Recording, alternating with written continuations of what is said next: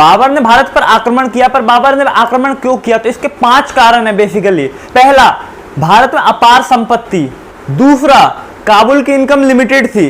तीसरा, बाबर को हमेशा ये डर सताता रहता था कि कहीं उज्बेक्स जो कि उज्बेकिस्तान के थे वो कहीं बाबर के देश अफगानिस्तान पर हमला ना कर दे। चौथा, बाबर को दौलत खान लोदी और राणा सांगा द्वारा यह निमंत्रण भेजा गया था कि आप भारत पर आइए और आक्रमण करिए और इब्राहिम लोदी को हराइए।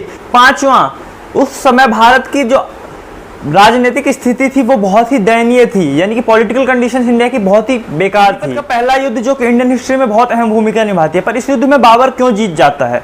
तो इसके 6 रीजंस है बेसिकली मेन। पहला, इब्राहिम लोदी का अमीरों के साथ दुर्व्यवहार करना।